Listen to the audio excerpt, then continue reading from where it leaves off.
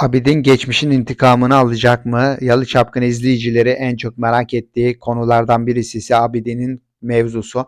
Abidin'i fark ettiyseniz arkadaşlar kaç haftadır ön planda tutulmaya devam ediyor.